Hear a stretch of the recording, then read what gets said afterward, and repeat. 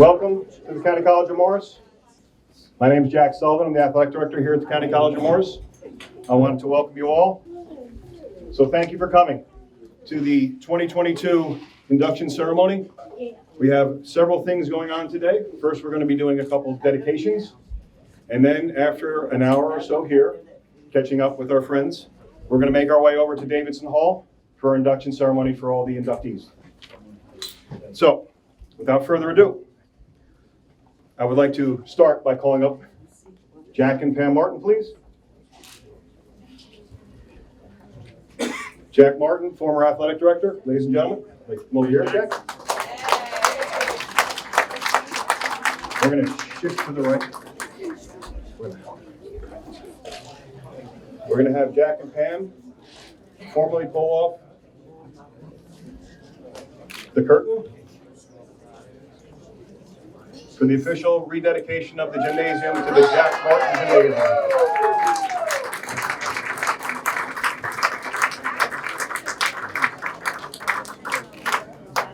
We were fortunate enough in February of 22 earlier in the year to be able to dedicate the gymnasium through the hard work of a lot of people here at the County College of Morris, especially Mr. Martin, who set the foundation for many, many of the success and the people here today. So I'd like to have a real nice round of applause for Mr. Jack Martin.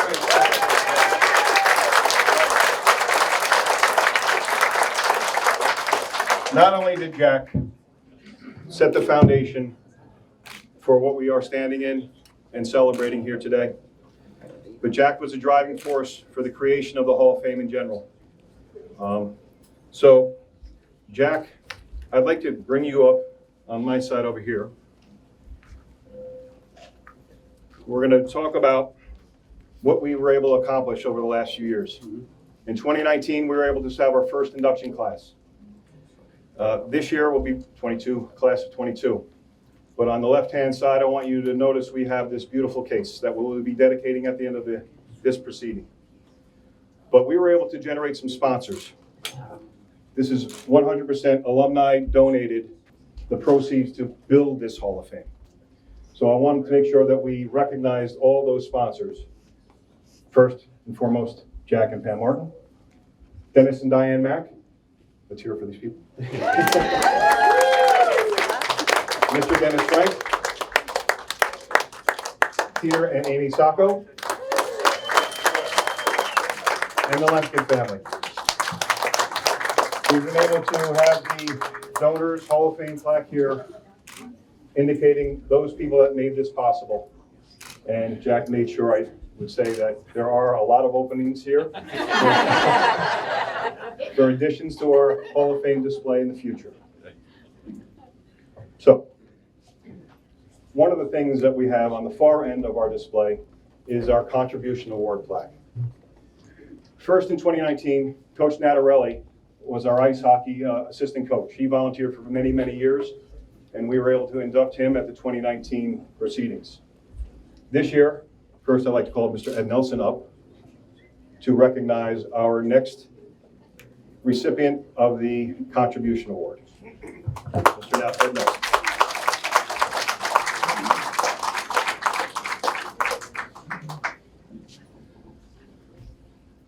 Is it okay if I say this is almost a pleasure? We have this recognition plaque is going to go to somebody who's probably seen more CCM Titan sporting events than anybody on the planet. From the time he got here in '06, before the place was built, he was probably up here stealing acorns or something. He volunteered first with the basketball team, then with the hockey team. He did stats, called the newspapers, drove all the coaches crazy, but had a heart of gold, and everything was always done without any questions asked. So it's my pleasure to welcome this year's Service Award recipient, Mr. Scott Sames.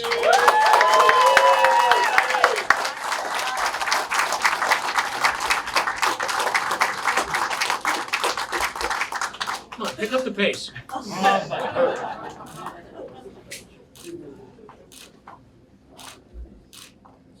You have 30 seconds for a thank you. 30 seconds. Well, I want to thank everybody. I can't believe it's been 50 years now. I want to thank the entire athletic administration for letting me do all these games and stuff. And I just appreciate the honor, and I'm humbled. Thank you.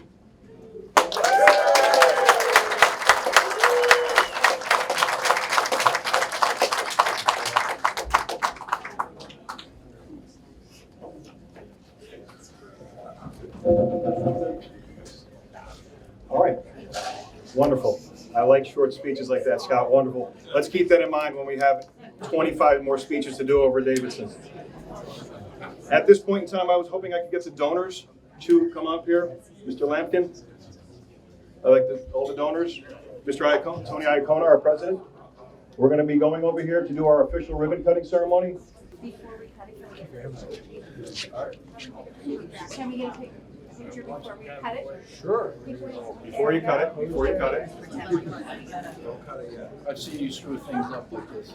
1, 2, 3. All right.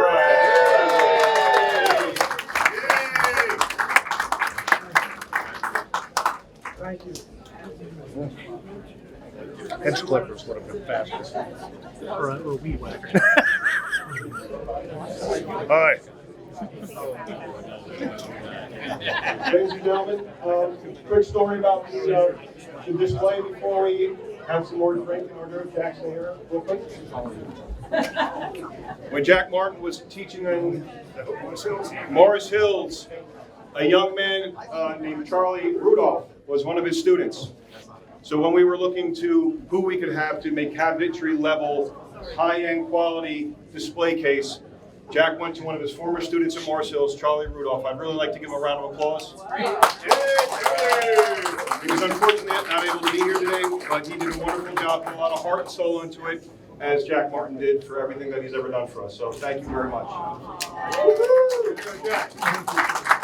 So for the next few minutes, we're going to be enjoying each other's company, taking some pictures, and then at 6:30 we'll make our way over to the David. We have a night in store for us that's going to be memorable. I want to thank you again for coming. I also want to remind you all that we have a lot of speeches to get through, and I want everyone to enjoy every one of them. Keep it brief. But I want you to have a good time tonight. So, thank you again. It was a great opportunity to show off our new display up there. I think we did a great job with that. I'm so proud of that facility up there. None of it would have been made possible without the support of Dr. Tony Iacona, our president. So I want to start there. The foundation, Katie Olson, the staff, Casey, Pam, Colleen McCardle, thank you so much.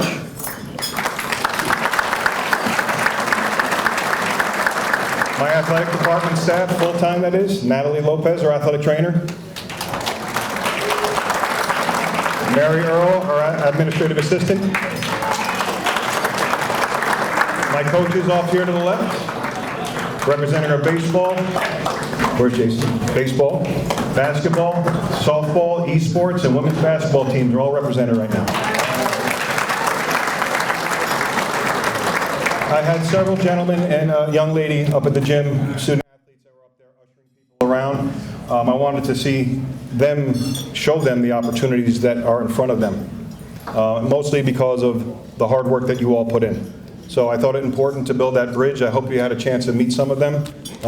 We have some quality student athletes. The relationship we have been able to forge with the foundation has benefited our student athletes perfectly. Our golf outing the proceeds go towards our scholarships. So we were able to do that under the guidance of Katie Olson. The dedication of the gymnasium, it was hand in hand with Katie and the foundation. We have a wonderful relationship. I'm so excited about building on that in the future. The display case, the Hall of Fame, all these events, this Hall of Fame itself, are all from the hard work of the foundation athletic department and the support of, once again, Dr. Tony Iacona. So I'd like to bring him up right now.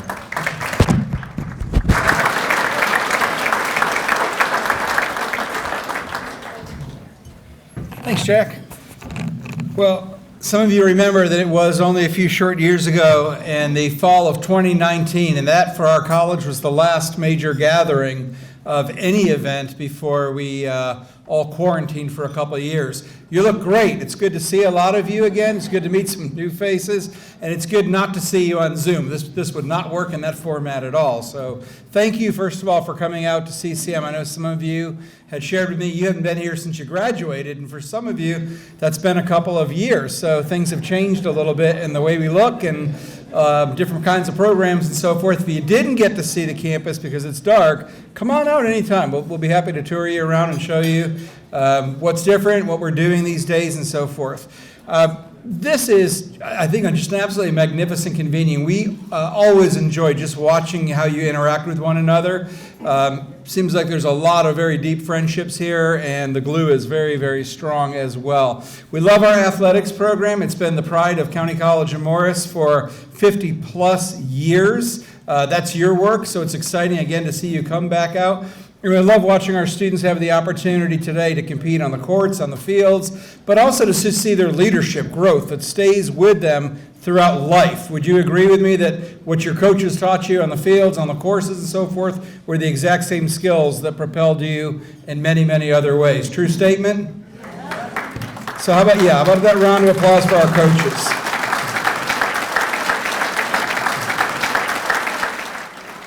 We have, and I promised Jack I'd be brief, but a terrific program tonight, and he had met with me earlier in the week with Colleen McCardle and Katie Olson and went through the program and talked to me about some of the individuals being recognized. So I'm not going to speak a lot about them because I'll steal some thunder that we don't want to do.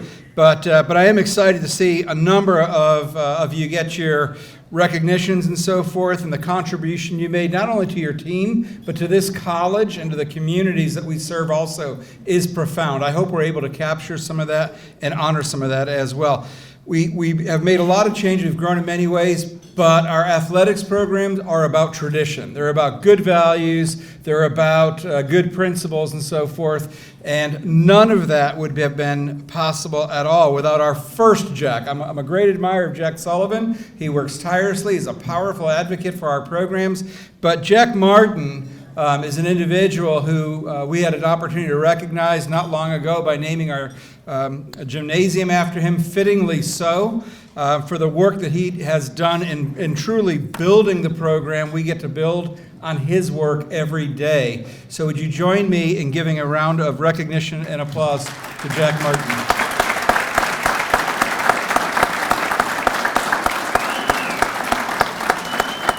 Jack is an individual that I've admired since first meeting him and have a deep, deep appreciation. He's got his family with him here this evening as well. But I also enjoy hearing about Coach Martin because I know a different guy, right? Kind of like your children look at your parents. They weren't that way. So I get that sometimes. He was a tough coach. He made you pull the weight and so forth. And so we hear some really exciting, fun stories. And they all conclude with, he was tough, but my life is better. I was able to do things I never knew I could accomplish had he not pushed me or pushed that coaching staff to really, really move people forward. Before I sit down, I just want to say a special thank you again. Our foundation staff literally has been talking about this and working on this, not for a couple of weeks or a couple of months, literally for a couple of years now. That's how much you mean to them, how much you mean to me, and others at CCM as well. So Katie Olson and Casey Dolan, Colleen McCardle, who does not miss a detail, works very, very closely with Jack on all of this as well, and Pam Williams, thank you so much for really being that core team to bring us together this evening. Thank you. Enjoy the event.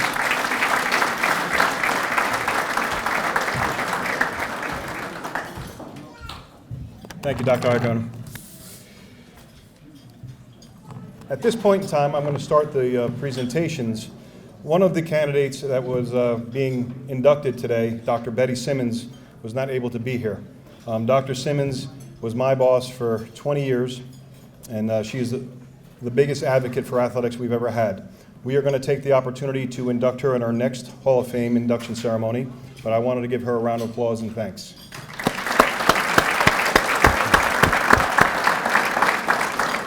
My new boss, Dean Caffey, Dean of Students here at the County College of Morris. I want to make sure I get a shout out to my new boss. She takes good care of me too. So thanks, John. So, without further ado, I am going to start with our first inductee for this evening's events. This gentleman I considered a big brother to me. He was here when I walked through the door 20 years ago, and he, for 30 years plus, was our athletic trainer. He did a wonderful job of keeping me calm with always a great story from Seinfeld. But more importantly, he took care of our student athletes. He loved his job. Our student athletes benefited greatly from him. I can't tell you how many students he's taken care of, but I wouldn't want to count how many ankles he taped, but he did a great job all along the way. This is my friend. I am going to bring him up here now and have him tell you a couple Seinfeld stories. Jeff Burek.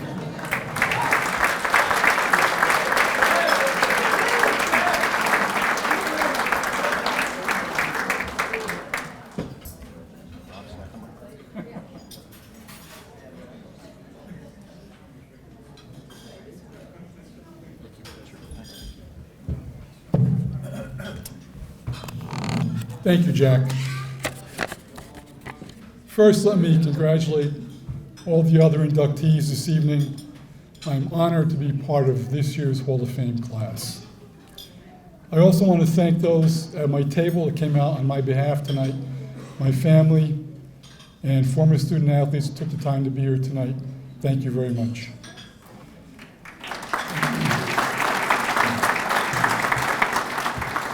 Let me also take this opportunity to thank Mr. Jack Martin, who had the incredible insight to hire me 40 years ago. I also want to thank Mr. Jack Sullivan for retiring me 8 years ago. Gentlemen, your management styles allowed me to perform my duties to the best of my abilities. I always appreciated that about you both. Let me also take this time to thank Mr. Jim Chigwidden for his help, support, and friendship during our time together here at CCM. I also want to thank the committee for recognizing my efforts. It means a lot to me. I've had people ask me throughout my career, are there any injuries that stand out in your mind more so than others? And thinking back on it all, there are many that stand out in my mind more so than others. I'm going to share one with you. Back in 1985, our men's baseball team was one of the best in school history, probably the best in school history. They won the conference, won the region, won the districts, and qualified for the Junior College World Series out in Grand Junction, Colorado. It's a wonderful event, kids playing in front of sellout crowds, held at a nice minor league stadium out there. So about the third or fourth game in, we're playing a team from Florida, Santa Fe Junior College. It's a night game in front of a sellout crowd, 4,000 people. And it's a real intense game. They were a very good team, very scrappy team, much like we were. Very intense game. Tensions were building as the game wore on. There were a couple collisions on the base paths. A couple guys got plunked at the plate. A lot of bench jockeying going on between the dugouts. So finally, very late in a tied ball game, there was a collision at home plate. A punch gets thrown and both benches empty. Within seconds, there are fights going on all over the infield. Guys running in from the bullpens, from the outfield, just piling on, throwing punches at anything with an opposing uniform. We had the first base dugout, as I recall, and I come to the top step of the dugout, step onto the field, look towards home plate, and there's just to the left of home plate, huge pileup of bodies, 7, 8, 9 bodies, one on top of the other, just throwing random punches, whatever they could hit. At the very bottom of this pileup, I see 2 legs sticking out. And I could see it's not a ball player, not wearing a uniform. And I'm wondering, who was this poor soul under this pileup, right? So security was not prepared for this at the stadium that night. So it took several minutes to clean up this brawl. So they finally get out there to pulling bodies off one by one. And I'm watching home plate to see who this individual is. They finally get the bodies up. It's our athletic director, Mr. Jack Martin.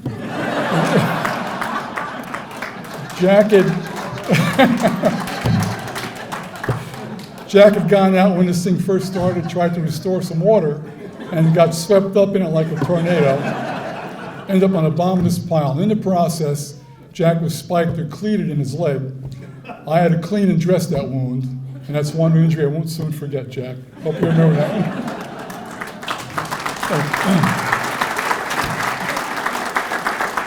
one. In conclusion, let me just say it was a very fast 32 years. And along the way, I'm very fortunate to have gained some lifetime friendships, and I have a lot of great memories. Thank you very much.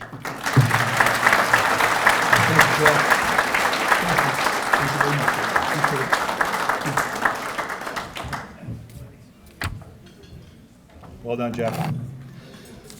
Before I start with our next inductee, I wanted to give a lay of the land, give an idea of what we're going to be doing today. We're going to have a few inductees. We're going to have a group here and a second group be inducted, and then we're going to break for dinner. And then we're going to have a block of 3 different blocks of sports being inducted with players, coaches, and teams. Afterwards, we're going to have the teams meet over on my left-hand side. We're going to be handing out awards and pictures and photo ops for all the team inductees. So, I just wanted to give you an idea of what we're doing.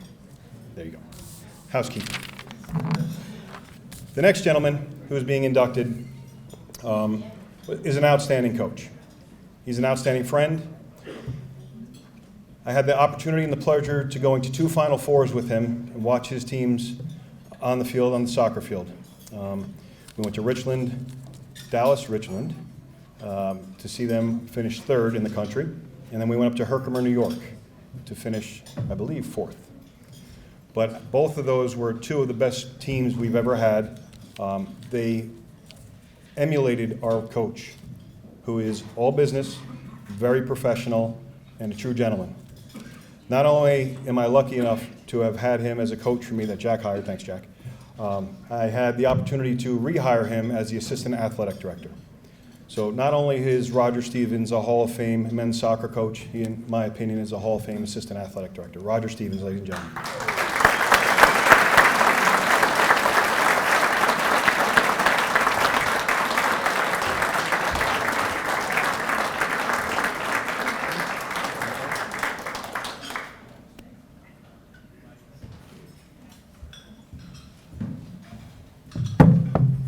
Yeah, you got to speak.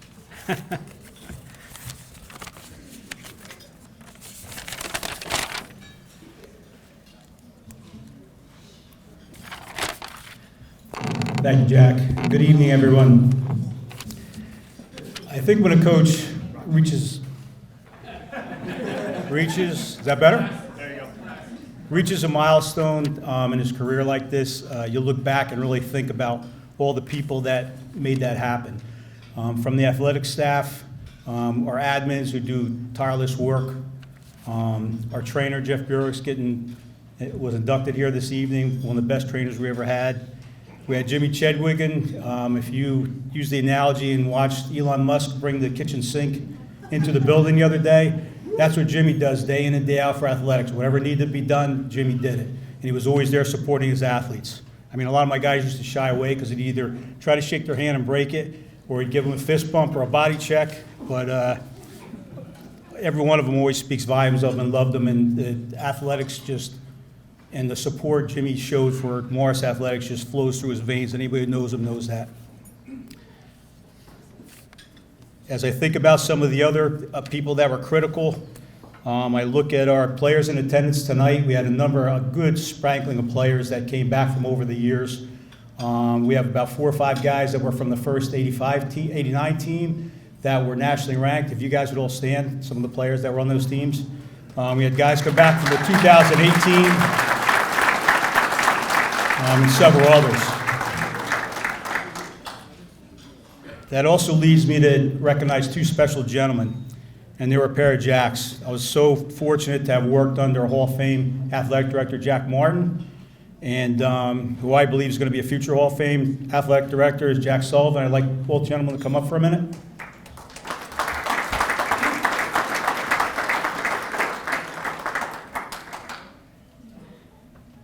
is for both you gentlemen. A buddy of mine works at, I'm going to tell everybody. Let me tell everybody this. Very appropriate. Yeah. A good friend of mine works at down in Cape May at the Turtle Winery and Vineyards. And if you've ever been to Cape May, or if you ever go to Cape May, make sure you stop in there because he's got the best wine around. And I called to him to see what would be a good recommendation on a great champagne for this evening that these two gentlemen should share. So on my behalf and for all the support you give me over the years, thank you very much.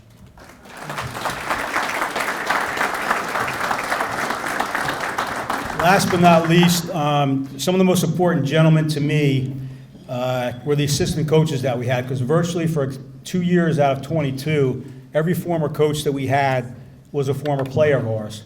And while that may not seem uncommon at a four-year college, because players often stay and take graduate assistants, work as assistant coaches to obtain advanced degrees while they're still there, at a junior college level, you don't see that as often. I picked up on that early on with Jack Martin and tried to replicate that, and we were very fortunate over the years to do that. And like 4 of these gentlemen are with me tonight. A couple couldn't make it, but I want to introduce each one. And P.J. Bartolotto, you can stand. Dan Trappe, Aaron Balber, Vince Catazone, and we had 2 former players, Jimmy Stahl, Matt Buren couldn't make it back, but again, and Brett Barbera was another one. But my thanks to you, because without you guys, the program would have never gotten to where it was. So I really appreciate all the work that you put in, both as players and as coaches. Thank you, everyone.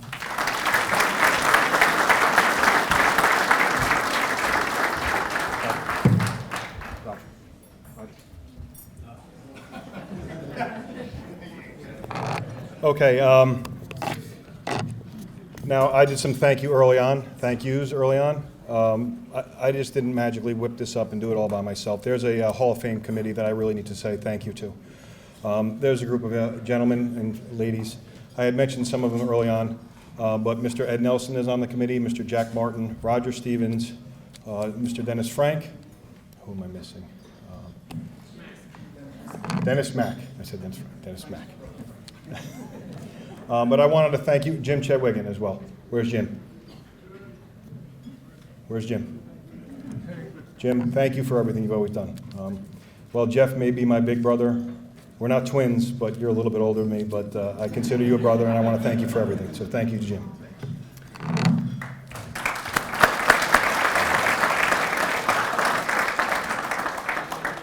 At this time, I'd like to call Mr. Martin up to the stage to do our next presentations.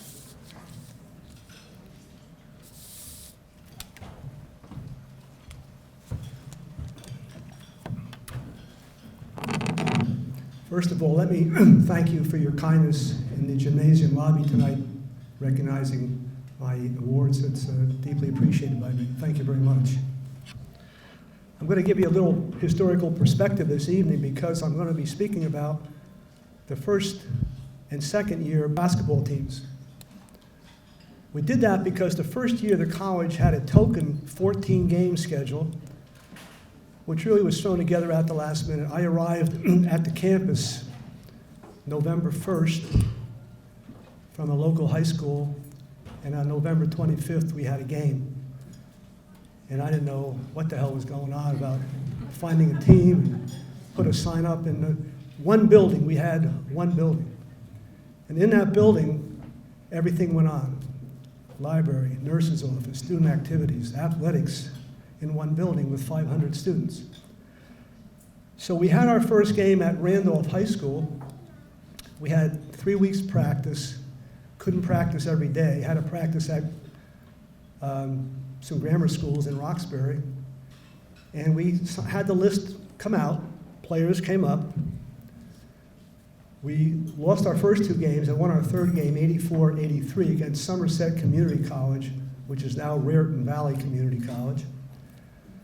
And I want to let you know that we've tried desperately to find players from the team, but 54 years later, it's not easy. We found some, not many, but we've tried tirelessly. The foundation office, myself, trying to reach out to find people. It's been difficult.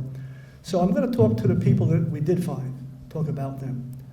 First and foremost, probably one of the best players that we ever had in our program. His name is Charles Baker, and he came to us from Morristown High School. I wish he would have come back a second year because the first year he was just outstanding with his playmaking, with his shooting. Just an overall nice young man to coach. And I'm so pleased this evening, because Charles couldn't be here, he's in Florida. He had a little concern with the tropical storm, hurricane, blah, blah, blah. But his mom is here, Inez is here, and his daughter Danielle is here, and his sister Jackie are here. Would you stand up, please?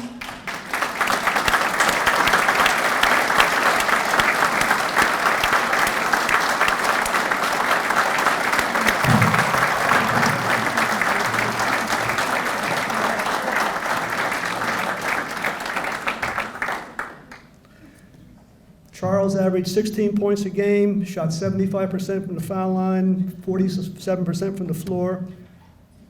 He was as good as it gets. He was one of my favorite players, and I'm so sorry he couldn't be with us tonight. Secondly, one of my great, great friends and former athletes who was very special to me, played at Roxbury High School, Frank Cafaro. Frank was our enforcer. When we knew that the other team had a player that we needed to control and calm down, Frank was the guy that got the assignment. And he would never back down from that assignment. He shot 71% from the foul line. He never missed a practice. He was a coach's dream. He was always there for us. His teammates respected him. And I'm just so happy that Frank is back tonight with his wife. Frank, would you please stand up?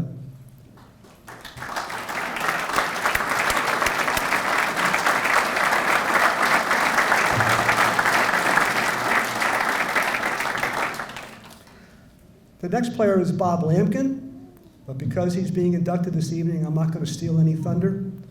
I'm going to just let you know that he'll be up here shortly, and I think you'll be very impressed with the statistics that we have put in our program showing his accomplishments, and I'll talk a little bit more about Bob when the time presents itself.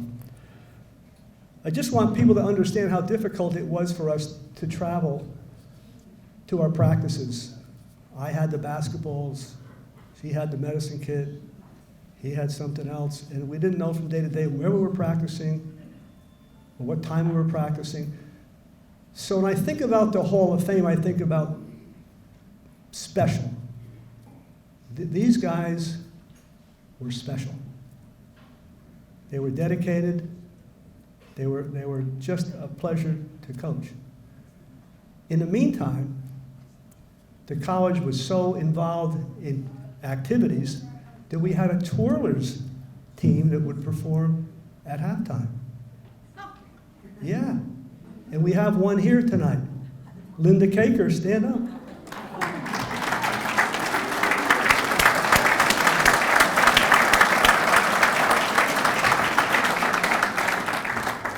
And we had cheerleaders. Where is Sue Elko? Sue, stand up. Are you here? No? Yeah.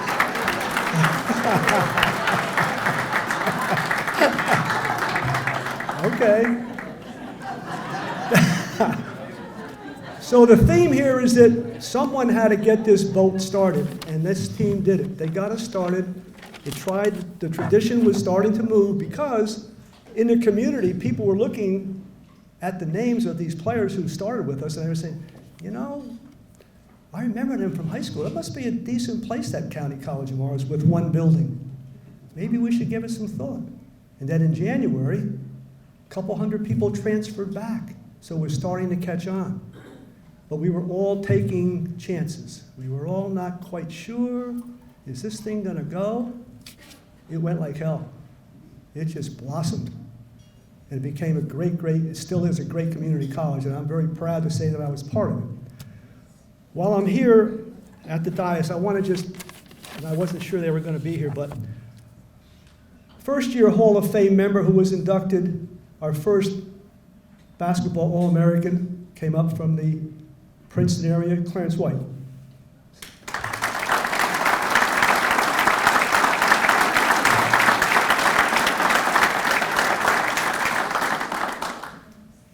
From our team that probably won the most games and was the most successful overall, went to the national tournament. This is our second All-American. came to us from Delaware tonight, Kevin Weiss. Stand up, Kevin.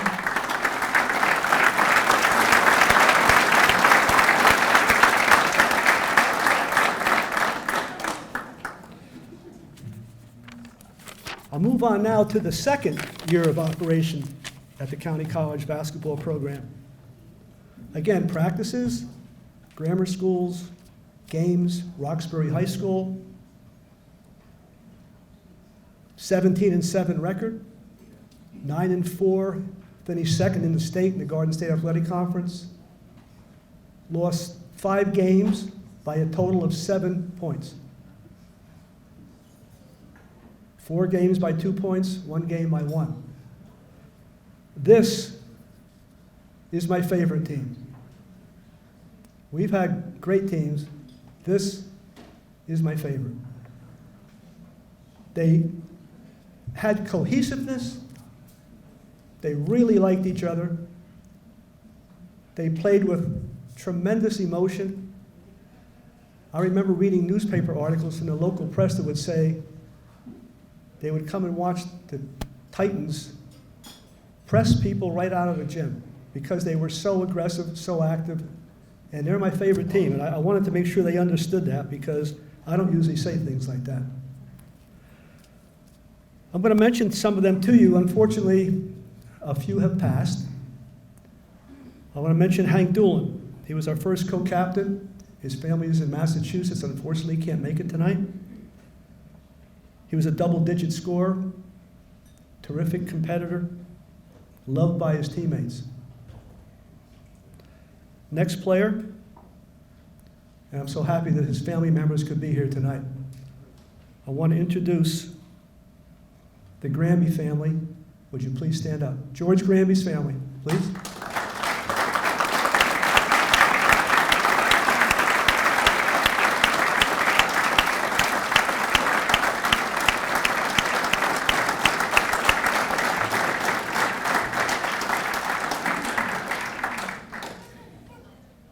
Perhaps one of the quickest athletes I've ever coached.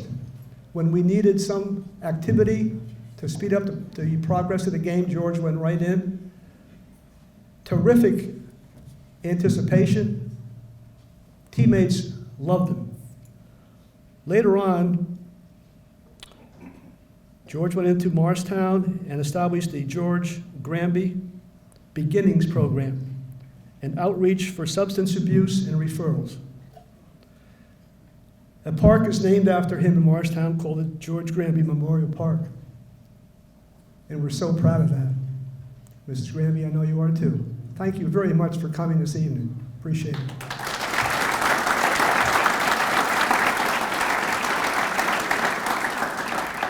We're also represented tonight by Lou Santucci's family. Unfortunately, Lou's son called me today and said he was under the weather and couldn't make it. But his daughter Christine and her husband are here. Would you please stand up?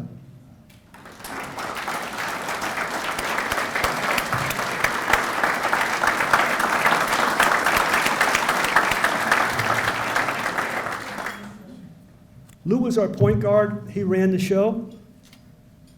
He was the assist leader. He shot 81% from the foul line. That's 5th all time in CCM records. He received honorable mention, All-State. Terrific defender. Everyone liked him because he led this team. He was responsible for what we did. Lou Santucci ran the show. Next player, one of my all-time favorites, is here.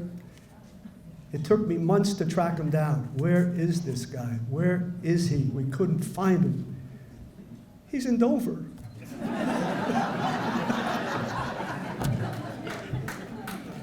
His name is Stuart Hale.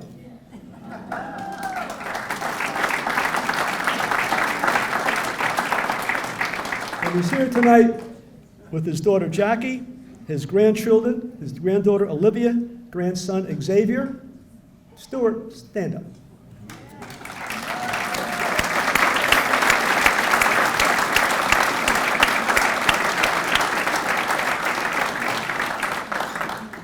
This guy here was a serious, serious player.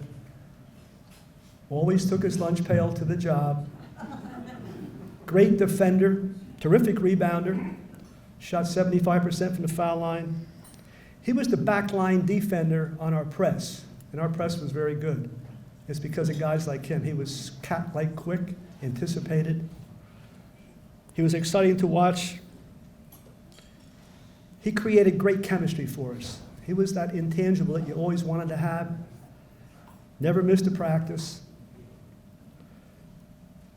The next player I'm going to introduce, I'm not going to say too much about him right now because we're going to bring him back up, is Peter Sacco.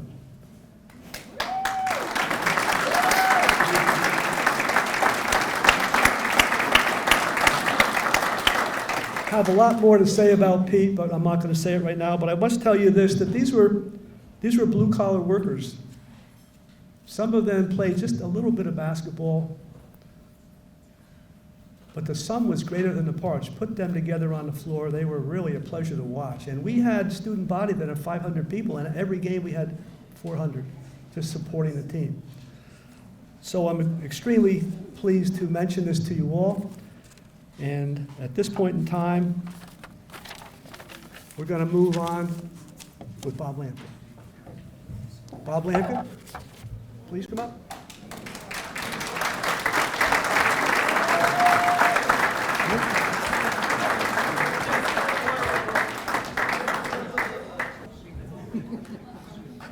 Jack.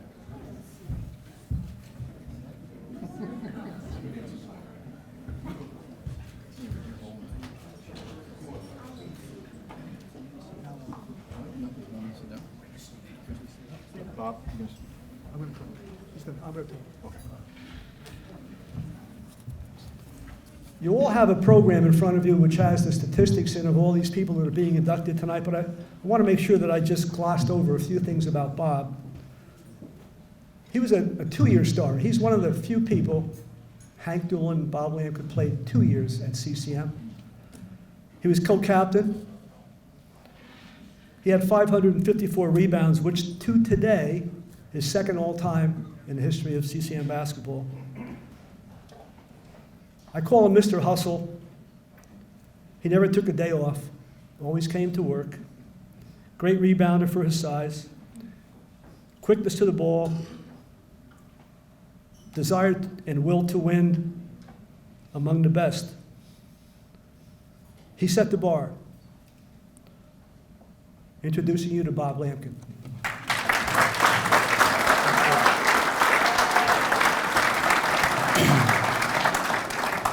Thanks, Coach. I am both humbled and honored to be in front of you tonight, accepting this great award. First of all, I'd like to thank the committee for nominating and awarding me this award, if you will. I'd also like to thank Jack Sullivan's office, specifically Mary Earl, as well as the Education Association Department. They've made this whole thing very smooth and seamless, and I thank them for that. I'd like to congratulate the other inductees, and I would be remiss if I didn't recognize Denny Mack and Clarence White from the first group. You guys set the bar, and I'm gracious to follow you guys. Other inductees, Dorbs, Ed Nelson, Jeff, happen to know you guys on a personal basis, and very pleased and happy to be inducted with you guys, especially you, Dorbs. We go back in many ways, many years. I know that there's a couple guys with the initials JM that are very happy for you today, and I congratulate you. Teammates from both teams are being recognized tonight, and you know, Jack stole some of my thunder, but Chucky Baker was a pleasure to play with. I'll talk about Stewart later on, but Chucky was the first in our first year, and he was a great guy. But he was a good basketball player, but he was a better person. Pete Sacco, what can I say? You were, you and I have kind of a special bond, even though we've drifted apart a little bit after years, but I hold you in high esteem. You came in and was a seamless transition to fit you right in between Hank and myself. Congratulations. Coach Kiernan, he was the assistant coach. He was our voice of reason compared to the other guy. So he was a pro's pros. He was just a pleasure to be around. And you know, you take little things from people, and from Coach Kiernan, I took the fact that he treated everybody equal. I remember several times he'd come over and he'd turn me around. He wanted to know where were the batteries in the back of me, because I never stopped running. I was short on talent compared to other people here, but no one worked any harder than I did. And he wanted to know where that came from. Was it a C or D battery?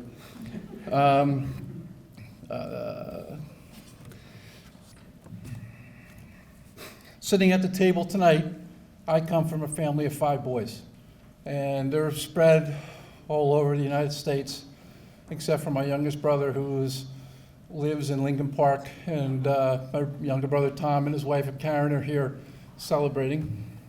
Good friends Dave and Eileen Rao are here. I made sure to invite them because Dave and Eileen went to school with Hank, and I wanted someone to be here to recognize Hank as well as myself.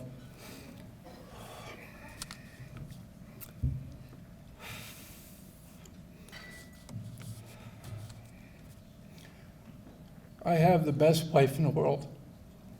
We've been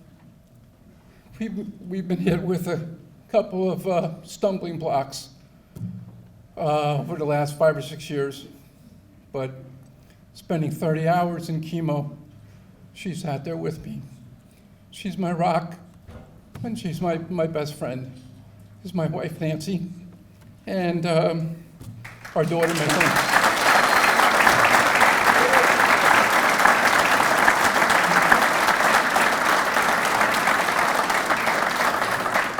Thanks, Paul. When I arrived on campus in September of '68, there was no thought of basketball. When I arrived on campus, I looked at it as getting a second chance. So I felt the school gave me a card when I arrived, and I was not going to let that chance go by the wayside. I worked very hard, both in the classroom and on the basketball court, and I owe an awful lot to the school. There was no thought of basketball when I arrived. I've met some great people and some great teachers. And I don't know if they're doctors, but I'm going to make them a doctor. Dr. Timothy Patsky was my biology teacher. Dr. Sarah Fathenroth was my English teacher. And my all-time favorite was Henry Citron, who was my history teacher. The phys ed people who were involved in the Dalrymple House, if you will. You had Henry Dotto, Hank Ryan, and Eunice Hawley, 3 great people who were all about sports, and they made sure that I knew that.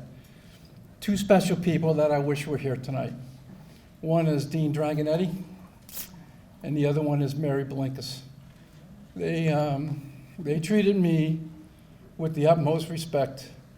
They sought me after a basketball game, win, lose, or draw, and they were always patting me on the back, telling me tomorrow's another day.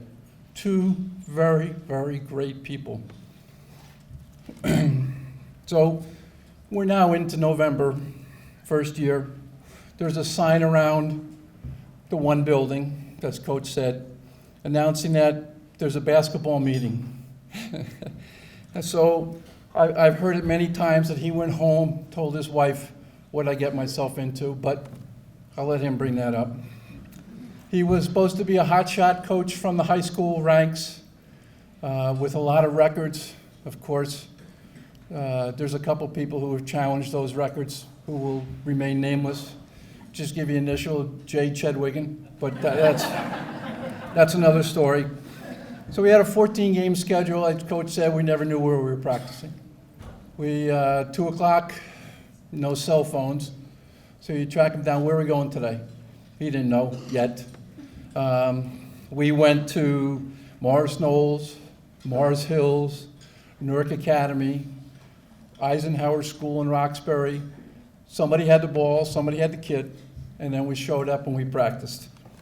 So Dick Vitale is known for some of his sayings. If someone is not having a good year, a good solid year, he's good one day, bad the next day. He calls him an up and down guy, so he's a Dow Joneser.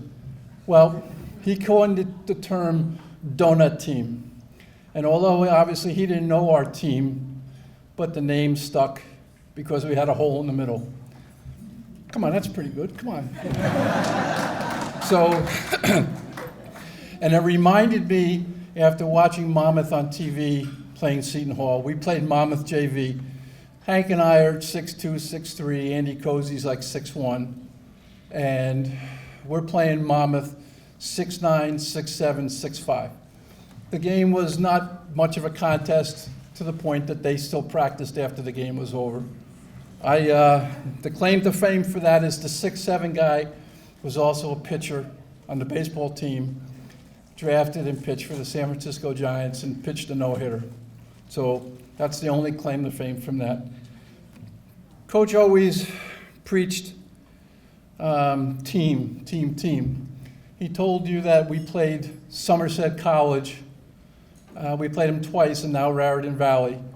Well, Somerset College had a guy, I can't remember his last name, but he scored 50 points against us the first game. But we beat him because the four of us outscored him. We played him a second time using Coach great defensive strategy. He only put up 54 that second game. And again, the four of us outscored him. So we finished 6-8, and this will be a little humor. So I went to Coach and said that I needed a summer job. So he made a couple calls. In the summer of between 68 and 69 was like one of the hottest on record. He got me a job insulating houses. So we now enter year 2, and Hank and I are the only 2 guys back. So how do you go from 6 wins to 17 wins? You do that with improved guard play. Lou Santucci was, there's many points that I got because Lou passed the ball to me. He was a great guard. We also had another guard, Paul Casper. Paul Casper was from West New York. Lou was from West Orange. 2 of the toughest guys. Coach will never tell you this, but he's a guard-oriented guy, and he always made sure that he recruited the best that he could find. Terry Ryan, Aaron Johnson, Lou, Paul Casper. He loved to press and play defense, and those 2 guys fit in perfectly. Pete was our donut hole, if you will, filler, and he fit in perfectly with us. We, the 2 guards were on the foul line, and the 3 of us were across half court, Pete in the middle, Hank and I on either side, and we did pretty well. Enter Stu Hale. Stuart is, came from Morristown, high clock, if you will. He wanted to get in there and do the best that he could all the time. We lost 3 players from that team. Hank, Lou, and George Granby. All 3 of those guys were very instrumental in the program progressing. They were good friends, and we miss them. After I graduated from County College, I went on to play 2 years at Newark State College, which is now Kane, and I became a history teacher and a coach. Finally, I was lucky in my life to have 3 mentors. My dad, my Uncle Joe, and Dr. Scotty. They showed me the value of hard work, the value of family, and to care for others. Never did I think that I would find a fourth, but I did when I came here 54 years ago, and I'm lucky to call Jack Martin my friend and my mentor. He didn't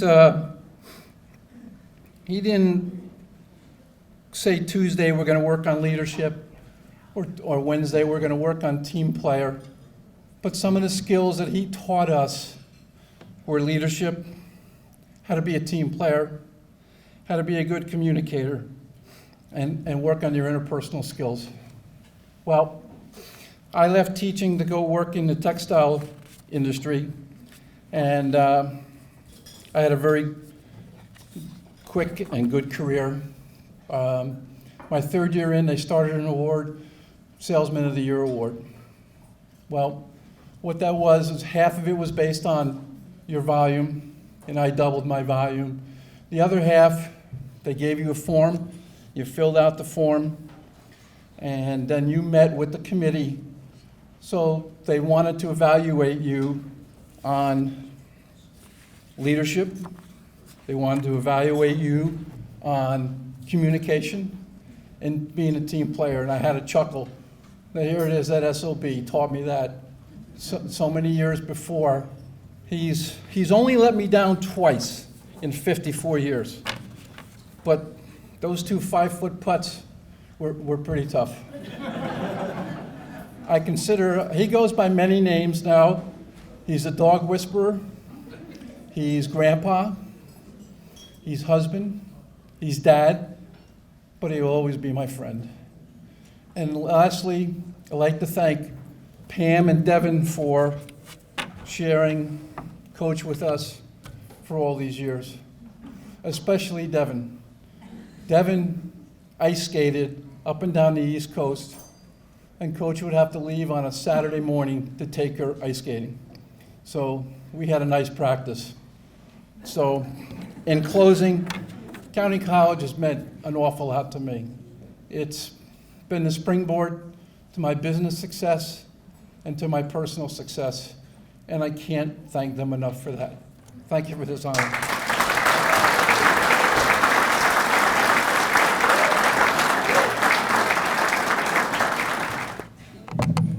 Peter Sacco, come on up.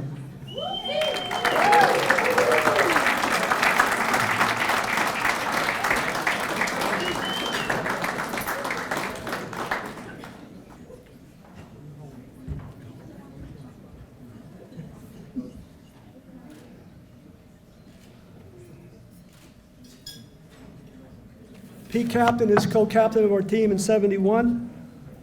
Played on our first winning team.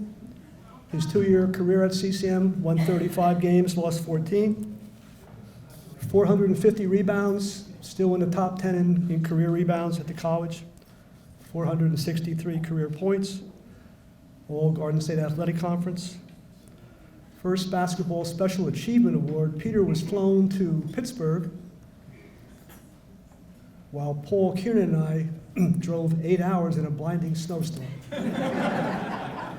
We get to Pittsburgh at 2 o'clock in the morning. We've got a game the next day at 12 noon. Game goes well. Peter does great for us. He was voted upon by 37 region coaches to be the representative from CCM, because back then our region went from Ohio, Pennsylvania, Delaware, New Jersey. So it was extensive. So for him to be part of that East-West All-Star game was very special. Next day, Peter flies home, hour and 20 minutes. Paul and Jack drive 8 more hours. Mr. and Mrs. Sacco and the family invited us to dinner that night. We're running late. There's a large family waiting for us. Big table, pasta, meatballs. And when we looked at their eyes, the family, I said to Paul, if they offer us the first div, do not reject it, because by the time it gets back to us, there'll be nothing left. Mrs. Sacco, thank you very much. I'll never forget that night. Thank you so much for coming.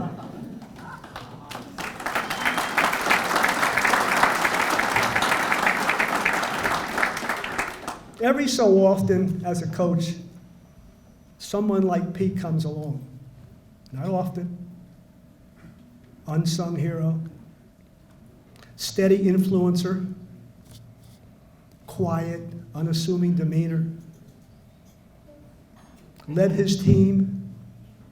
Was the voice of influence. Well respected by his teammates. Steady as a rock. It was my pleasure to have two guys starting out my career at a college like Robert Lampkin and Peter Sacco. Pete?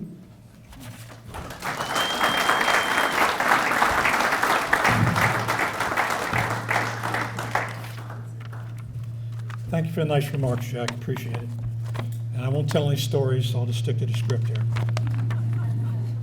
First of all, I want to thank the County College of Morris, the athletic department, and all those involved with the selection and planning of this special event.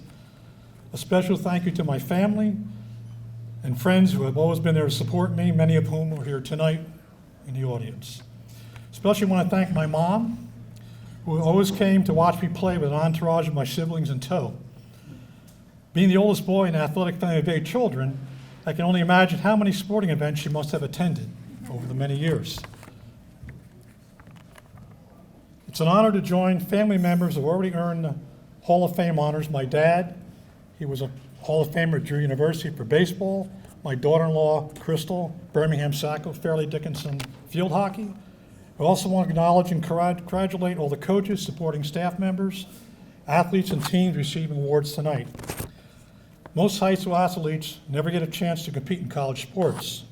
Overall, 7% of all high school athletes go on to compete at the college level. The athletes in this room represent some of those few. Congratulations to my classmates from the 69-70 baseball team and from the 69-70 basketball team on the induction to Hall of Fame. Having great teammates was a difference in our successful records. It's an honor and privilege to have known and played with such a dedicated and productive group of athletes. My teammate Bob Lampkin, who was also being inducted tonight. Bob's a great team leader, good scorer and rebounder. Much of our success can be attributed to Bob. Especially want to acknowledge some of the teammates I played with that are no longer with us and contribute so much to the success of our winning record during my time at CCM. Louis Santucci. Lou is a gifted and talented point guard and playmaker. Had the pleasure of playing with Lou for 2 years at CCM and in the Summer Basketball League in West Orange. Henry Hank Doolin. I played with Hank my first season at CCM. Hank was a strong physical forward, a great leader, a rebounder, scorer, a tough defender, and he was our enforcer. George Granby. I played with George my first year at CCM. George was a dedicated, good player and a great teammate and friend. Kevin Toohey. I played with Kevin my second year at CCM.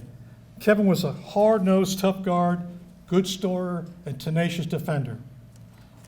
Graduating Chatham High School in 1969, I was not sure if I wanted to go to college or start working. When the opportunity came up to attend CCM and possibly play basketball, I decided to give it a chance. The decision to attend CCM proved to be invaluable to my growth, confidence, and future success. My basketball career at CCM began in 1969. As Jack had said, we did not have our own gym, and we practiced and played our games at Roxbury High School until the CCM athletic complex was built up for the 70-71 season. There were no highly touted athletes on our team. We played as a team and had an overwhelming desire to work hard, compete, and win. Coach Martin and Coach Kiernan molded us into a cohesive team and taught us how to succeed and win on and off the court. Myself, I was just an average high school basketball player, and looking back, I realized how fortunate I was to have the opportunity to attend and play college basketball at CCM. I am truly honored to be inducted into the County College Hall of Fame, have contributed to the rich history of the CCM athletic program, and have played for the legendary coach, Jack Martin, a great coach, leader, mentor, and a longtime friend. Thank you.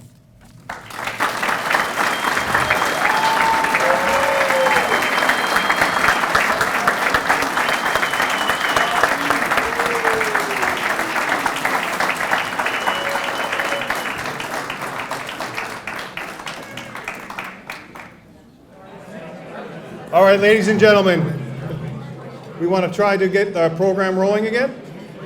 So at this time, we're going to start with our former softball coach coming up to introduce and discuss the 1990 softball team, Mr. Earl Dorber.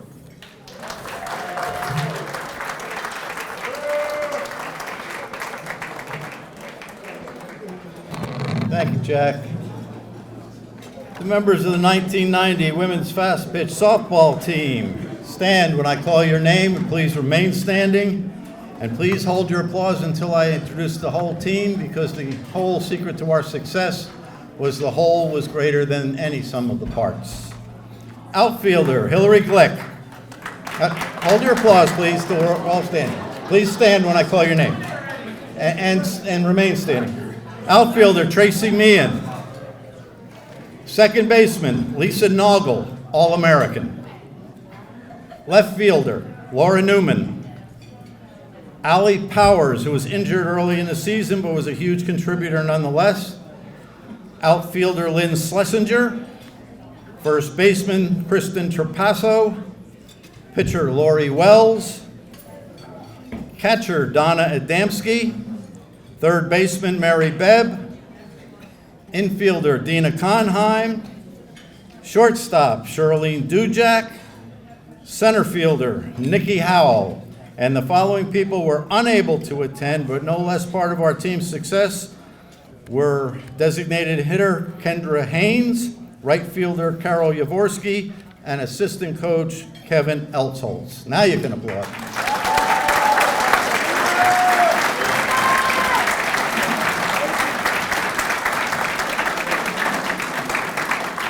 Now that you have met them and know who they are, I want to say a few things about them and try not to really dwell on statistics, although I have to mention their overall record of 31 wins and only 4 losses, and their 4th place finish nationally in 1990. But I would like to make 2 very important points about this team.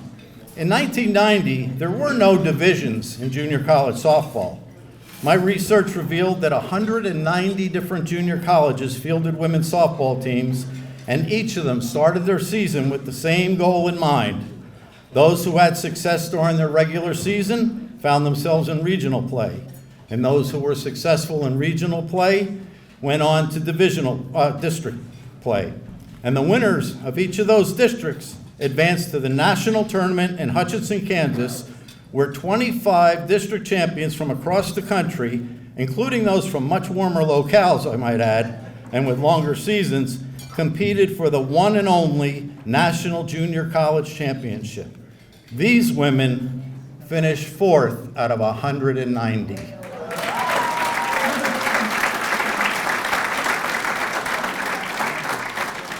And the other important point I'd like to make, if I could take you back to 1990, if you're old enough to remember 1990, there had been much discussion at that time about Title IX and equal opportunities for women in sports. Women were challenged to change society's attitudes towards female athletes and prove they deserve equality based upon time and effort. These girls, I can assure you, were not treated as either girls, boys, men, or women, but as ball players. And I made that clear right from the start.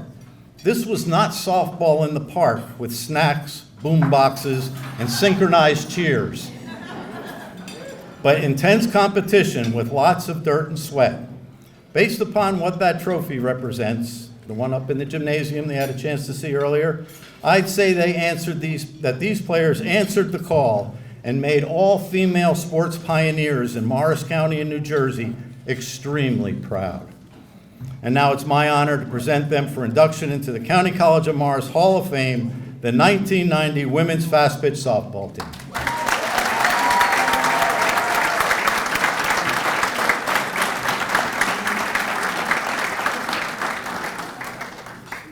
I'd like to share a few mind-boggling statistics for the next inductee into the Hall of Fame.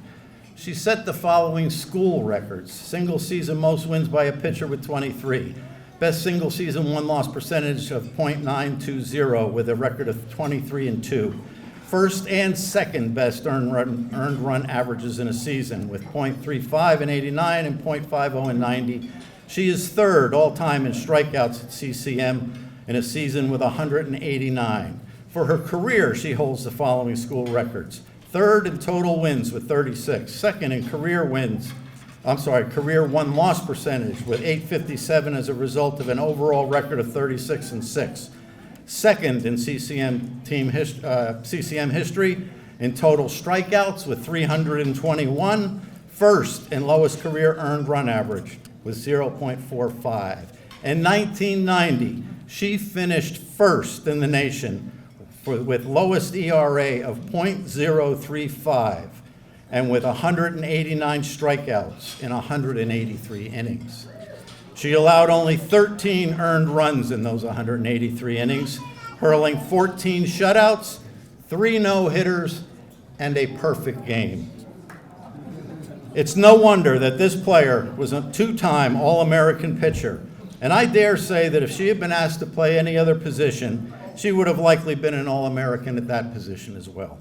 It gives me great pleasure to present to you for induction into the County College of Morris Athletics Hall of Fame, Lori Wells.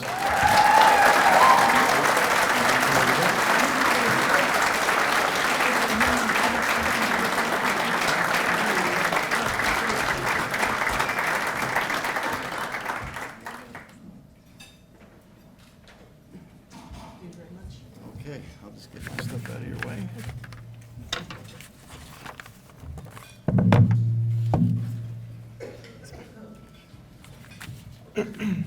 I would like to express what an honor it is to be inducted into the second annual County College of Morris Athletics Hall of Fame, especially being part of a class of such caliber as my fellow inductees. There are a few people I'd like to thank who were major factors in helping me achieve this honor. First, a big shout out to athletic trainer Jeff Burek for keeping my right arm attached to my body throughout my CCM career. If it wasn't consistent attention to getting my shoulders stretched and ready to go before games, I never would have lasted all the innings that I threw. My coaches I've had through my years who have been such a part of the development of who I am now as a coach. It started with that one person when I was 8 that showed me a couple pointers on how to pitch, to high school coaches of all 3 of my sports, and of course individualized pitching coaches at the various camps I attended. This certainly includes Coach Earl Dorber and Coach Kevin Eltold, who took this team of all-stars from the surrounding area and only had a short amount of time to make us into the champions we became. Coaching philosophies and plays still run through the teams that I oversee now at the high school level, whether it's the tricky ear play, girls you know, to the tighten up first base pickoff play, which the one umpire definitely knew because he knew our plays, and then also just to the simple fact of getting on the field before they get off theory that makes us look that much better. That's all from the great minds of our CCM coaching staff. My teammates, the billboards are right. I am very proud of my time at CCM. I was part of a team that accomplished great things. Region 19 champs, making it to nationals in Kansas, and finishing 4th in the nation. All with one of the greatest group of friends. It is a tough situation if you think about it. Here are a group of young ladies, fresh out of high school, possible rivals, now having to join forces, absorbing all softball knowledge from our coaches in what would be just a preseason. We didn't have fall ball like the college teams do now. As a matter of fact, our preseason was a group of us playing a full junior college basketball season. We were athletic, not really basketball athletic, but at least we bonded more as teammates, mostly at the after-game parties, but that's another story for another time.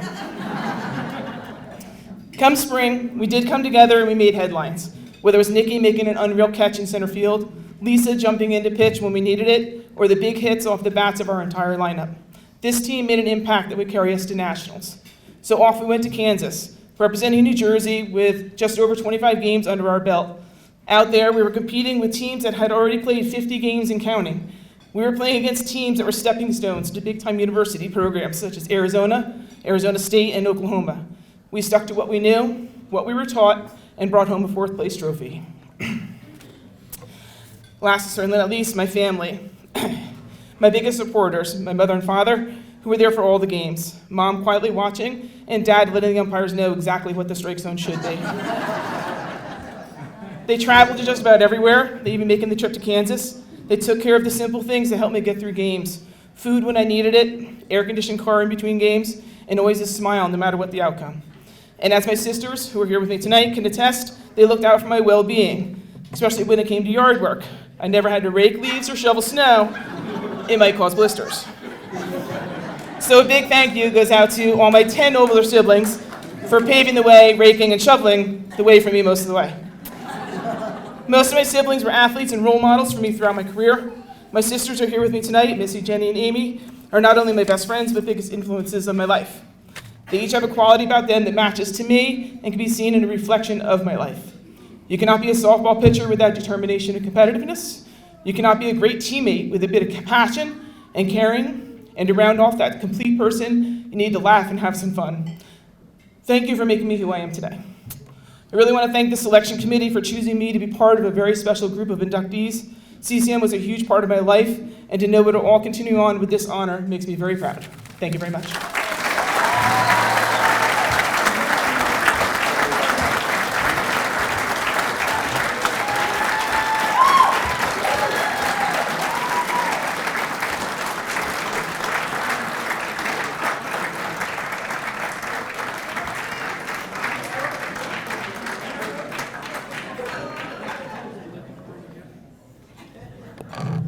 All right, it's at this time that I'd like to introduce our next inductee. I did not have the pleasure of seeing him coach, but it's a testament to his work ethic and how good of a coach he was to see how many of the young ladies are back here to support him and Lori. So at this time, I'd like to introduce your coach, Coach Earl Dorber.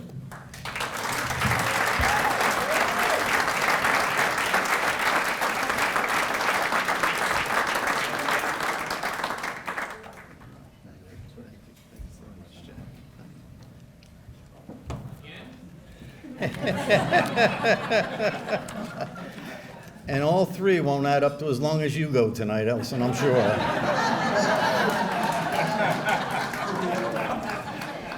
I'd like to thank the members of my family for being here tonight. My lovely wife, Janice, my son, Brian, and his lovely wife, Carla, my daughter, Kelly, who's carrying my grandson, who's going to be born in March.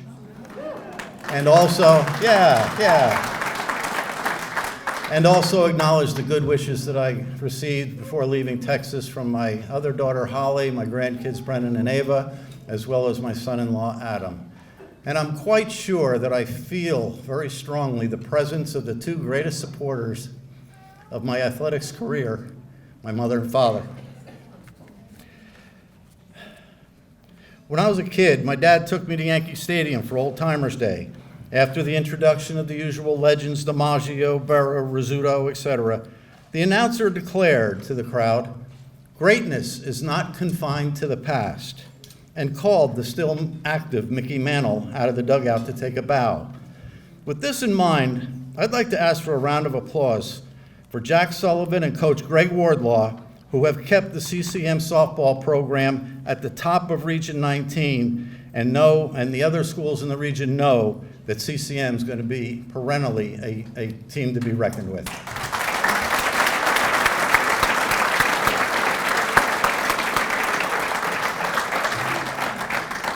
After Jack called to inform me that I'd been selected for the Hall of Fame, it occurred to me that even a scarecrow with a head full of straw could win if he were just lucky enough to be dealt the right cards. Well, I'd like to show you the cards that I was dealt. First one, a Jack, Jack Mott. Jack Mott was my coach, my mentor, and my friend. Jack Mott taught me everything that I ever knew about softball and a significant portion of what I know about life. The next card, another Jack, Jack Martin. In 1983, Jack Martin hired me as a part-time assistant coach, and then in 1985, he elevated me to head coach and associate director of athletics. It was the career opportunity of a lifetime, and little did I know that it was also the start of one of the most extraordinary friendships I've ever known. Next card, an ace. The A in the corner stands for assistant coach, Kevin Eltzholtz. When I was asked to coach the Budweiser Bells by Jack Mott, he put me and Kevin together with Kevin as the pitching coach. And as Jack explained it, the only thing Dorber knows about pitching was he found it very difficult to hit when he was a player. And if you know anything about fast pitch softball, you know that Kevin's contributions to our success cannot be overstated. Next card, another ace, assistant coach, Rich Klebitz. Rich had just concluded a legendary career at Parsippany Hills High School, and he's a member of their Hall of Fame. And his contributions can best be explained by saying that we went right back to the national championships the following year. And the final card I was dealt was a queen. The queen of the athletics department was Mabel Zwag. Mabel was my administrative assistant as associate AD, and she made coming to work every day interesting, entertaining, and fun. Because you see, Mabel had a grasp of the English language very similar to Yogi Berra. Yeah, we called them Mabelisms, and I can't do them any justice by repeating them tonight because you really had to be there, but I'll just tell you that Jack Martin and I spent many a day, many an hour, many a time looking at each other with puzzled looks on our face and saying, "What did she just say?" True story. But the great croupier in the sky didn't stop there. It seemed like every time I needed a hit for another card, I got another player. One player after another player after another player after another player. And when I think about the 9 positions on the field and the young ladies who occupied those positions during my tenure at CCM, I know that I was very blessed, and I'm just in awe over it. And I can tell you without reservation, they are the reason that I'm standing before you tonight.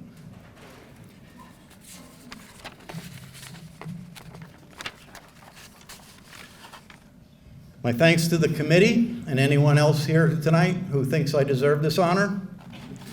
I congratulate all of the other inductees, particularly my good friend and golf partner, Paul Kiernan, and my former teammates, Bob Lampkin and Jeff Caker. And I can tell you without a doubt, the 8 years at CCM were the highlight of my 35-year career in education. So I will conclude with a very simple but very heartfelt thank you.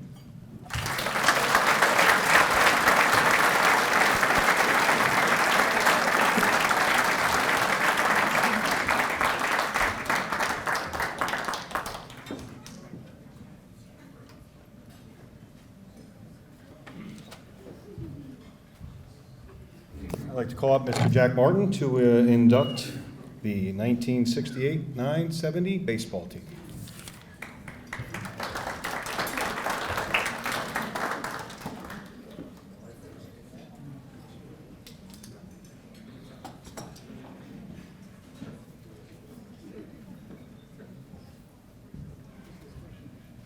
Before I begin to acknowledge the baseball program, I'd like to personally thank and acknowledge the former staff and inductees that have been honored here tonight. Paul Kiernan, his daughter, husband, thank you so much for coming. We miss your dad.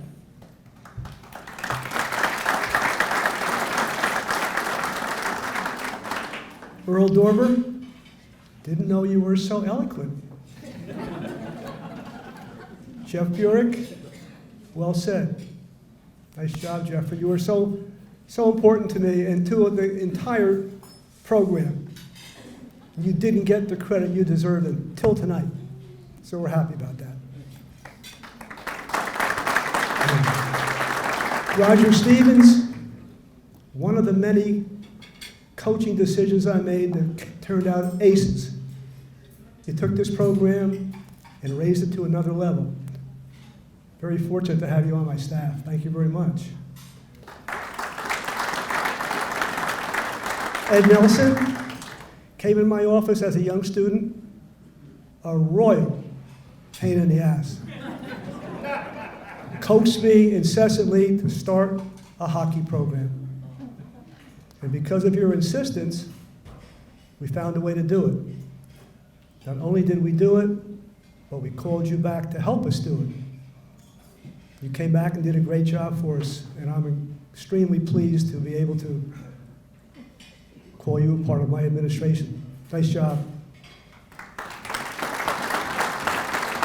John Pushkar being honored tonight. Well deserved, John, for your hockey accomplishments. We were so happy with your accomplishments, we called you back to coach for us. You did a great job for us. We're so happy that you're being honored tonight. Scott Sains, we've said all we can say about you. You did a great job for us. You were always there for us, a great statistician. All the coaches have been involved with you, so we know a little bit about the fact that you saw more games than anybody at the county college history. Nice job.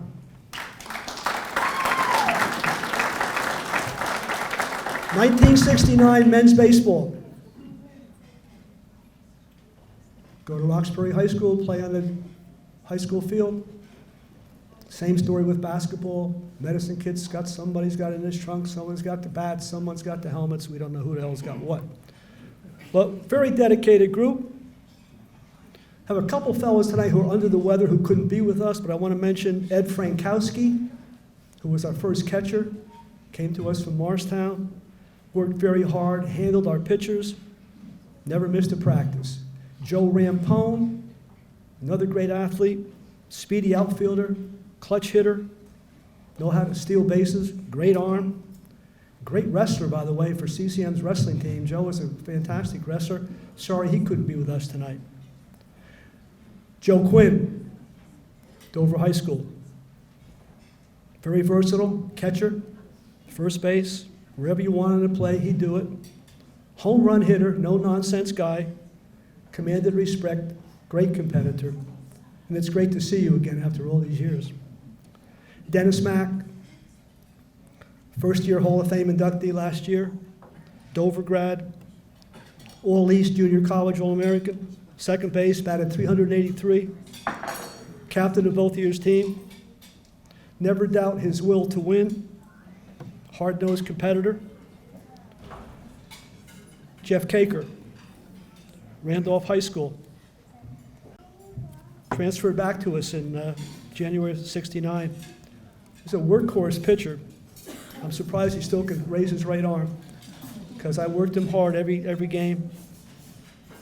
His ERE of 0.83 is, in his first year, was among the best all time. He was a terrific pitcher. Finished 4-4, but with that first year group, it was tough. Always prepared for his assignment, a clutch performer. Richard Hugg, he was our holler guy. He woke people up, including me. He played with great enthusiasm. He was our utility player. Wherever we needed someone, he went. No questions asked. He could handle any assignment. We thought so much of him, we later brought him back as an assistant coach with Paul Kiernan. Very respected baseball background.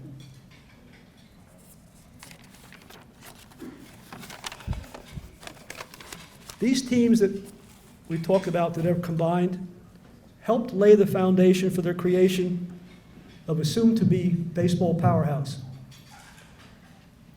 Powerhouse in New Jersey, powerhouse in Region 19, powerhouse nationally. The beginning of Coach Paul Kiernan's legacy as one of New Jersey's and Region 19's most respectable coaches was soon to follow. During Paul's tenure, no less than 19 players were drafted by Major League Baseball. Two of Coach Kiernan's players on those early teams will now make a few comments. Richard, Jeffrey.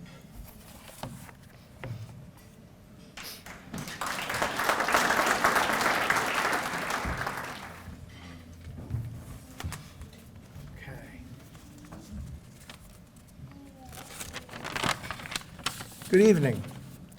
Thanks to Coach Jack Martin for the 1969 baseball season, the first at CCM.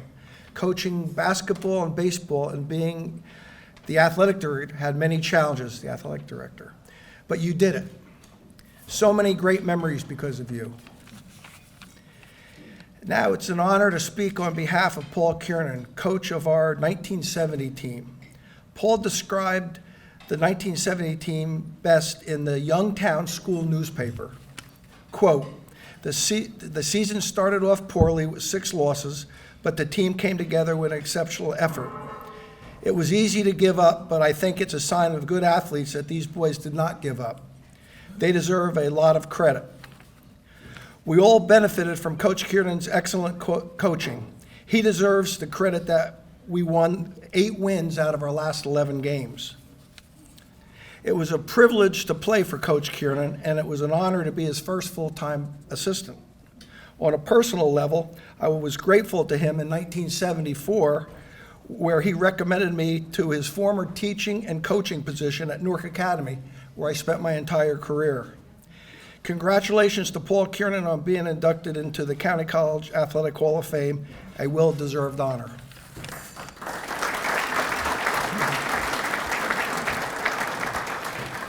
Jeff, I just want to second that.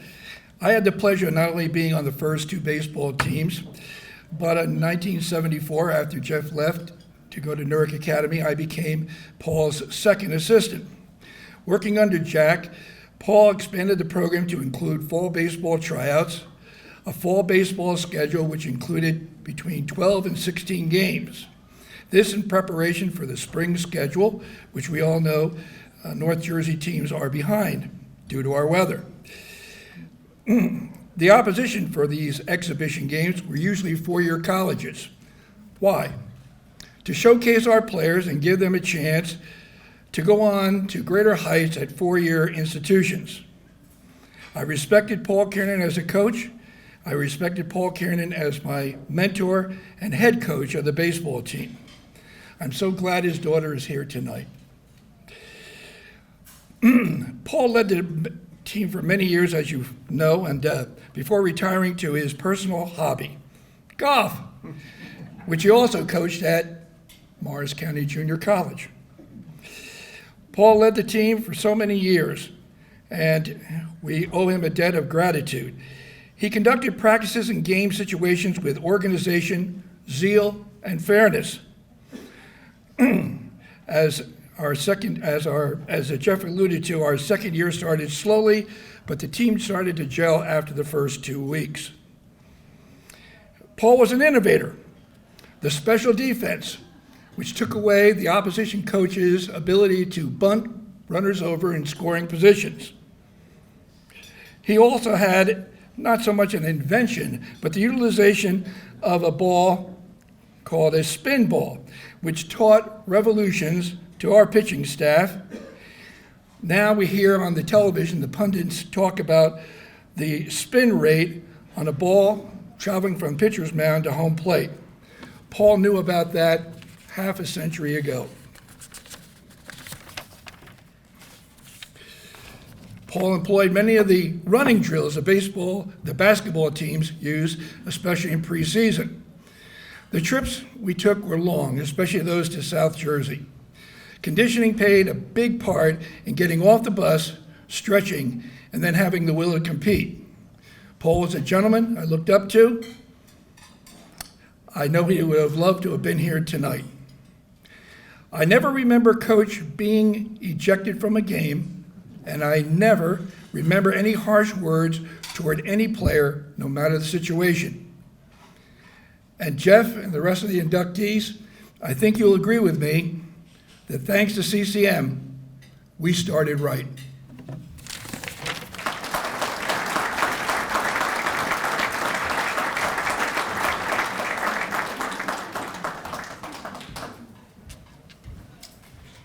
At this time, I'd like to call up Ms. Jonna Johnson to accept the plaque on the induction of Mr. Paul Kiernan, her father.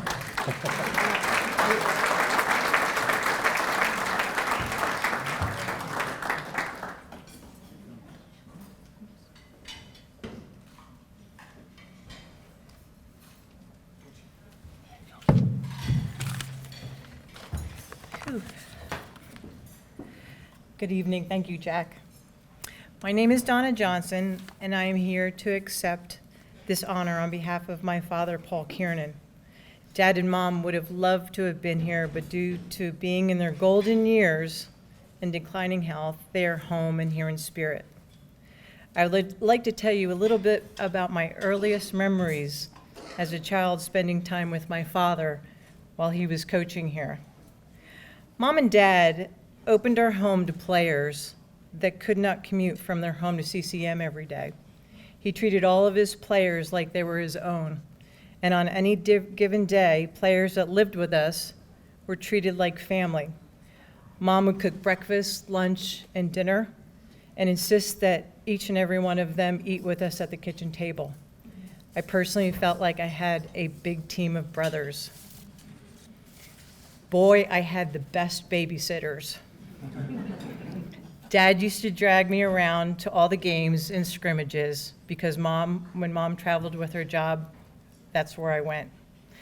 Dad would tell the players, keep an eye out for my daughter on the bus so Dad could focus on team strategies and bringing home wins for the team. Several baseball players my father recruited went on to bigger schools, and others went to Major League Baseball. And he is so proud in each and every one of them. When I visit my dad in North Carolina, we often talk about his coaching career and how much he enjoyed working and playing and with the players and helping them develop. We ate, slept, and drank baseball. In closing, I'm honored to receive this award for my dad for the recognition of 30 years at CCM, and I know he would have loved to have been here, but he is here in spirit. Thank you.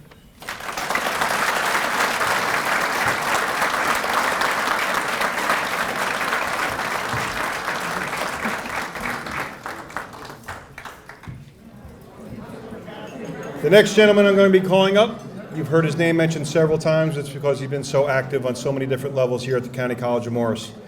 He's been involved with the golf outing for many, many years. He's been involved with our hockey program. He's on our Hall of Fame committee. He's a great guy. He's one of the best guys you can have on your side. One heck of a hockey coach. At this time, I'd like to have Mr. Ed Nelson come up.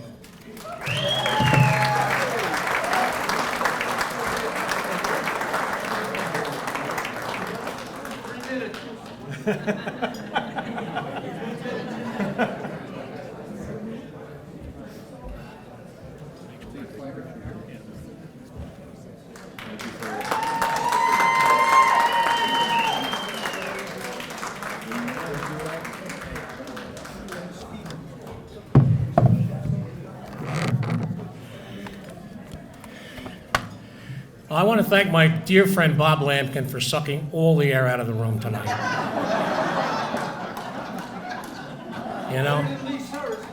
You know, he and Lee Saris are in the running. For what, I'm not sure, but I wish they just keep running. You know, as Jack Martin said, I got here in September 1970, and I walked into his office probably the first week of October. He said, "We're going to have a hockey team, right? We're going to have a hockey team, right?" And as he's correctly stated, I was, and continue to be, as my wife says, a pain in the ass. So she got her 30-year Community Service Award this year on our 30th anniversary.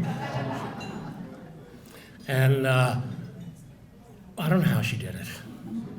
But Jack and I go back to that point in 1970 when I walked here. The following year, they sprung for some uniforms, case of pucks, some ice time, and then I finished here in the twilight of a mediocre academic career, because I really kind of mailed it in for a bit. I didn't struggle. I mailed in a 2.6 GPA. Wandered down to Glassboro for a couple of years, came back, and he said, "Hey, listen, we need a coach. You want to do it?" I said, "Okay, fine. What do I know? I was an organizer and a starter and a pain in the ass." But I was blessed when I got back here in September of 1974 with the first varsity program team, full varsity season. And we won 22 games. And we started off slow, and I'm not going to go through the whole season. I'm not going to go through every other Tuesday, Bob.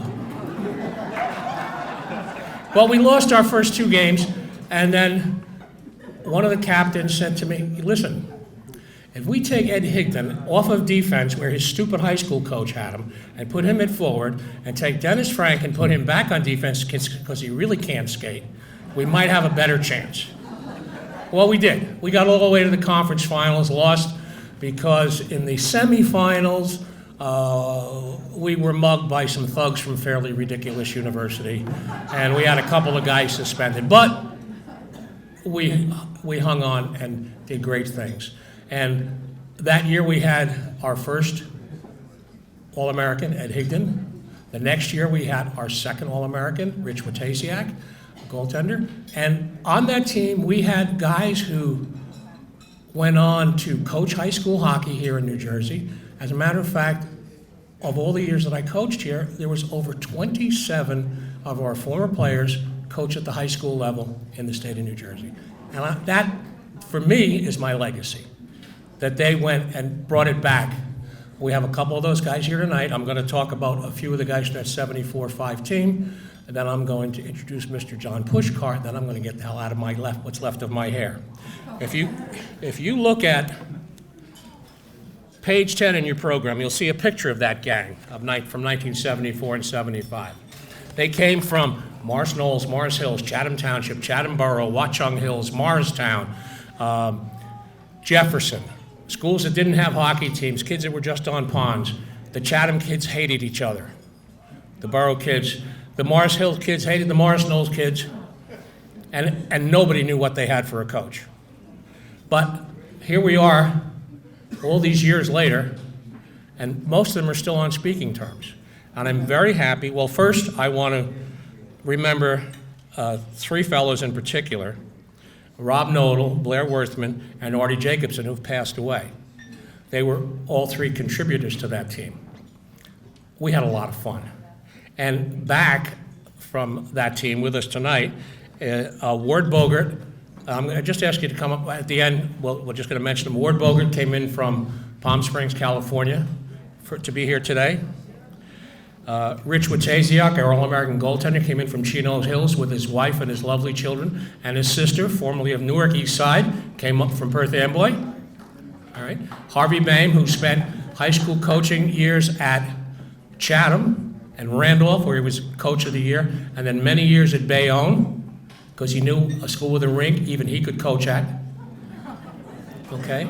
Ed Higdon, our second team All-American, who ended up coaching at Morris Hills High School, was an assistant to me for a couple of seasons, and has never stopped giving back to the game. Dennis Frank, my defenseman, who, when he left Morris Hills High School, his guidance counselor told me he was 50-50. Is he going to school, or is he going to the penitentiary?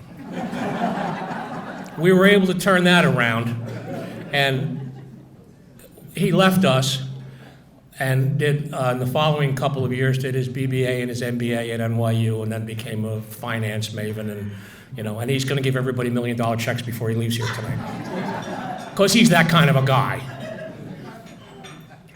And Tom Gedge, who was one of our Chathams, Tommy, we talk about those, Jack was complaining about his snow ride to Pittsburgh. Well, I had a couple of those. We drove Richie up to New Hampshire and Tommy up to Bryant College, where they finished their degrees and became very successful. Rich, when he graduated from New Hampshire, was the male athlete of the year as a senior, second team All-American here, conference, all conference goaltender in Lake Placid. These guys really brought it, and they came together, sight unseen, and really turned it on. So would the members of that team please stand up so we can give you a hand?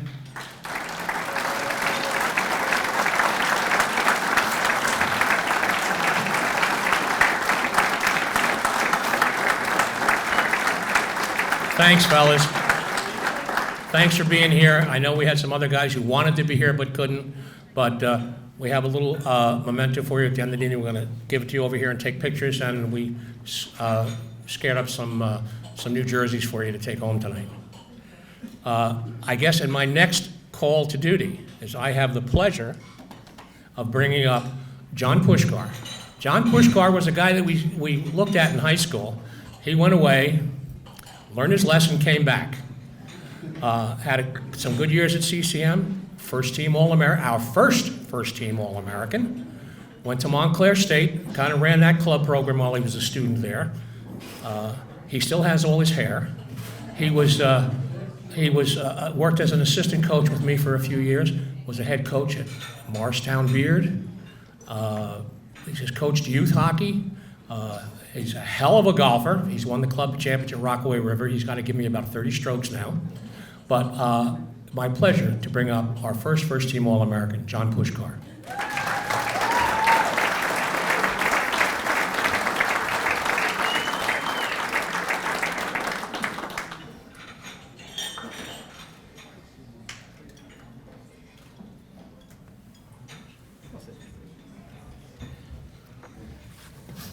Thanks, Ed.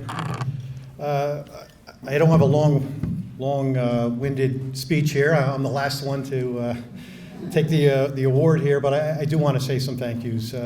Thanks to the committee for bringing me here tonight. Ed Nelson, he's been a mentor to me. I did help his team out, push some pucks around the practice ice for him. Years later, for my 1 year that I was here at CCM, I had a great year here at CCM. I played with some unbelievable teammates. We won a lot of games. It was a lot of fun. But what I do want to say about the college here, it really helped me out. Like Ed mentioned, I needed to come back to CCM. I had some academic issues down in Florida, and I was chasing my baseball dream down there, and just wasn't working out. And my parents grabbed my butt out of Florida and said, "You're coming back home." So I came to CCM and spoke with Coach Lee Saris, and was going to follow my baseball career with him. And it was not that excited about it because I felt I failed down in Florida. And so I was going to start here at CCM. And my dad, believe it or not, who passed away 5 years ago, says to me, "Hey, Johnny, why don't you play ice hockey?" And I say, "Dad, I haven't played in 2 years. I don't even know if my gear fits. I have to get new skates, and to be honest with you, I don't think I'd make the team." So, whatever. I ended up playing ice hockey. Coach Ron Armstrong was the head coach at that time. Reynolds Fossey, for the hockey guys here, the general manager at Menin Arena, who ran the rink there, was one of our assistants, and the late Bob Natarelli, who was inducted into the Hall of Fame here in its first class, was one of our assistants. Those coaches were the greatest for me. They named me team captain. I love being a leader. Had some awesome teammates. Success was easy for us. We did very well. And I just had a great year here at CCM. It helped me academically. I was able to regroup, take some classes that I needed to take. The professors that I had here were awesome, and I was able to move on to Montclair State and graduate. Years later, I came back to coach the hockey team for 3 years and had a blast doing that. We had a lot of success with that. I love CCM. It was great for me. I needed it. It helped me out academically. It woke me up. It helped me with my career path, my business that I got into, and everything about life. So I want to say thank you, not just to the committee here for the honor that you're giving me here, my old coaches that I had, but really to the County College of Morris for everything you've done for me. So thank you very much.